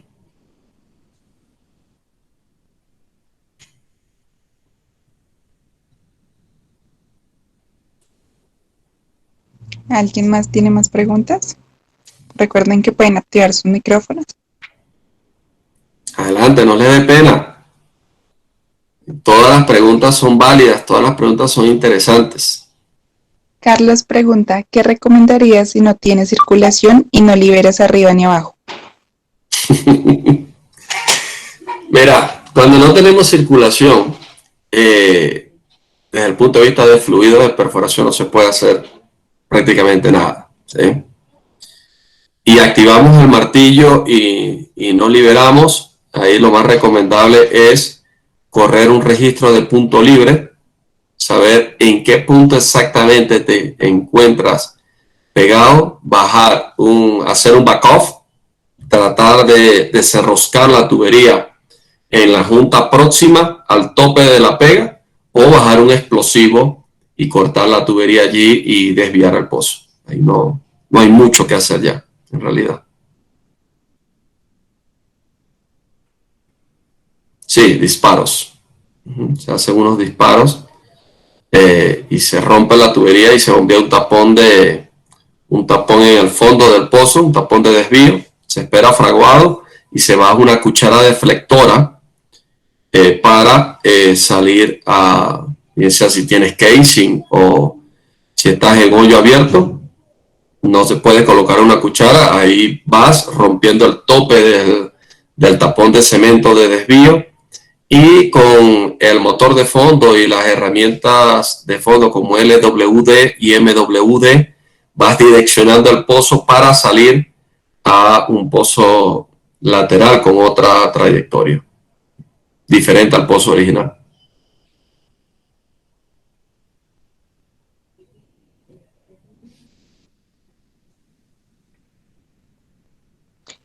Luis Miguel Corredor Rodríguez pregunta, en el caso comentado en el mecanismo de empaquetamiento, cuando no se ha aumentado ni la ROP ni el galonaje de las bombas y el hoyo se está derrumbando, ¿qué podemos hacer para que en el momento que se deje de circular no se materialice la pega? Ok, generalmente primero debemos preguntarnos qué formaciones tenemos arriba del punto donde nos encontremos perforando que se pueden estar derrumbando. Si tenemos arena, por ejemplo, si tenemos arena, debemos de bombear un tren de píldoras sellantes. Siempre es recomendable cuando se tiene arenas expuestas, tener píldoras viscosas sellantes que te puedan estabilizar ese tipo de formaciones. Ahora, si al contrario, las formaciones que tienes expuestas son arcillas o lutitas hidratables, tienes que revisar muy bien el punto de inhibición que tienes en el fluido de perforación y revisar si en los ripios que están saliendo en la zaranda son ripios que vienen hidratables, ¿no? La formación, cómo saber qué formación se te está desestabilizando, eso lo vas a ver en las zarandas, ¿no? Si son arenas vas a ver mayor cantidad de arena, o si son arcillas vas a ver pedazos de arcillas hidratables y eso te va a dar una idea de cómo atacar esa, bien sea con sello o con inhibición.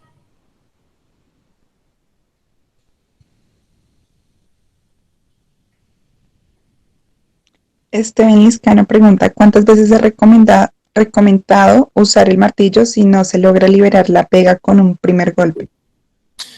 Hasta que el martillo se accione.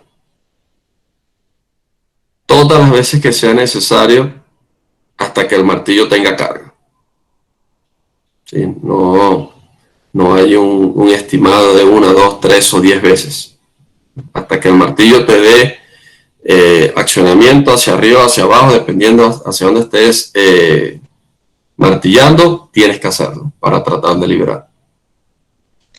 Alejandro Castañeda Espinosa pregunta, ¿cuál sería la composición de fluido más recomendable para inhibir una zona de arcillosa? Mira, lo más recomendable para perforar arcilla es un fluido base aceite. ¿Por qué? Porque el aceite no te hidrata ningún tipo de formación. ¿Qué sucede con el fluido base aceite? Que tiene muchas limitaciones desde el punto de vista ambiental, ¿sí? Y a nivel mundial se observa, ¿no? El mercado de fluido base agua va en aumento y el de fluido base aceite va en descenso. Por esta razón, ¿sí? de todas estas restricciones ambientales que se vienen dando en diferentes países y geozonas, se han diseñado fluidos de perforación base agua con diferentes mecanismos de inhibición.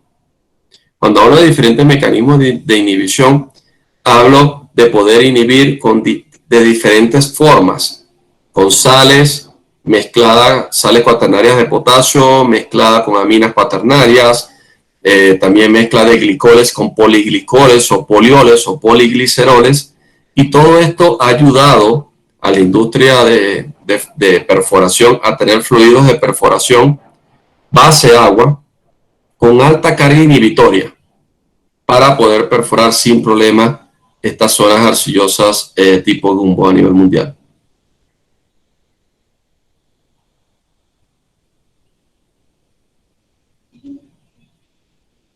Andrés Amar pregunta y habla sobre una carta de presión y profundidad. ¿Cómo se llama esa carta? Así se llama, carta de presión versus profundidad. Eso debe estar plasmado en los programas de perforación de cada zona o de cada campo. Y eso se obtiene a través de registro de presiones, ¿no?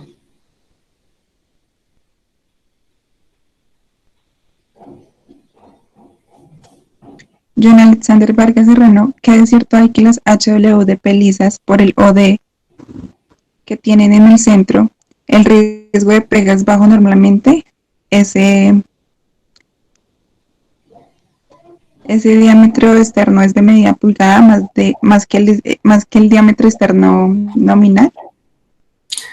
Mira, las heavyweight lisas siempre van a tener mayor posibilidad de que se peguen de que una heavyweight en espiral, independientemente del diámetro externo. Porque recuerda que las espirales te van a servir como unos centralizadores.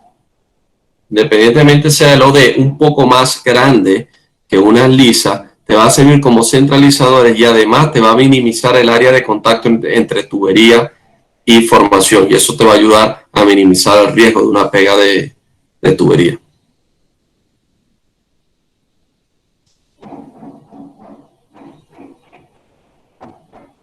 Javier Mauricio Plata pregunta, ¿para una pega diferencial sirve bajar la densidad de lodo que se está utilizando en el momento de la perforación para que ayude a soltar la sarta de perforación? Correcto, sí, sí ayuda. ¿Sí? Incluso es una de las primeras prácticas que se pueden manejar. ¿Sí? Bajar la densidad del fluido hasta un punto mínimo, si es base agua o base aceite, para minimizar ese sobrebalance excesivo de la columna hidrostática en contra de la formación. Ya cuando se hace esa práctica de bajar la densidad y no funciona, entonces se evalúa el bombeo de una píldora especial removedora de cake que se vaya comiendo todo el cake formado en la zona donde está pegada la tubería, y de esa manera evitar ese intercambio de presiones entre columna y formación y poder liberar rápidamente con torque y tensión.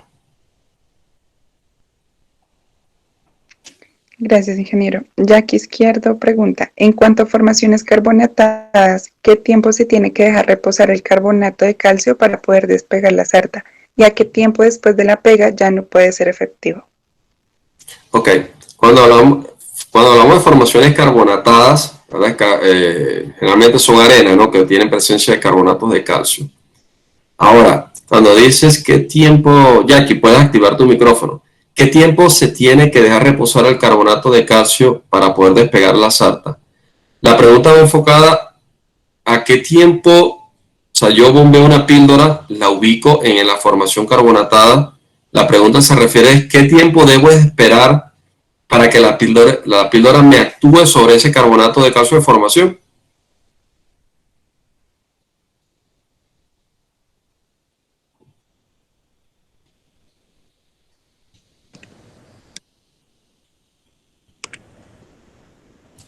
Ok, ¿qué tiempo debo esperar? Mira, generalmente se esperan entre 8 a 12 horas, pero depende del tipo de producto, del tipo de píldora que diseñes. ¿Qué tan agresiva puede ser? ¿Sí? Generalmente se esperan 8 a 10, 12 horas y se empieza a bombear, ¿sí? 0.5 o 0.1 barril por hora para darle movilidad a ese volumen con tensión o compresión, dependiendo hacia dónde quieras liberar. Inmediatamente, ¿qué es lo más recomendable? Tú bombeas la píldora, la ubicas en la formación problema, en este caso formaciones carbonatadas, e inmediatamente colocas compresión o tensión, dependiendo hacia dónde quieras liberar, y torque.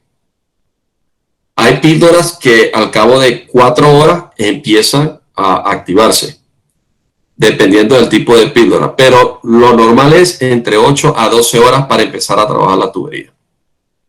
Hay casos, por experiencia propia te digo, hay casos que en 1 hora se despega, pero depende de qué tan pegada está la tubería.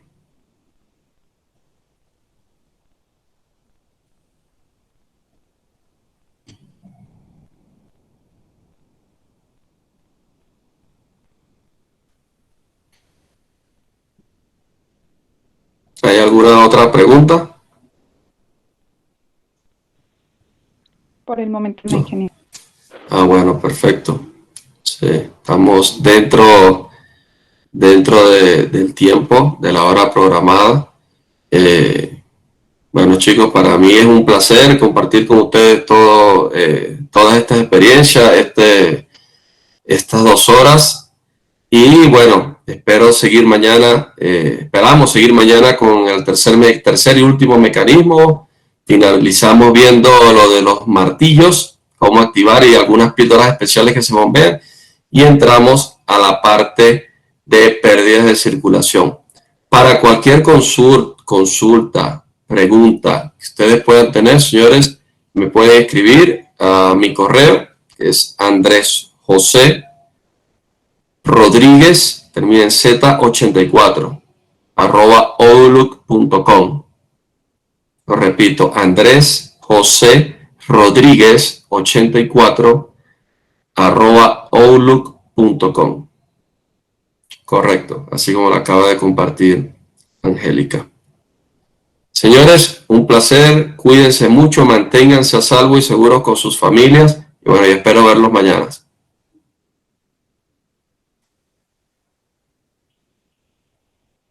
Muchas gracias, ingeniero.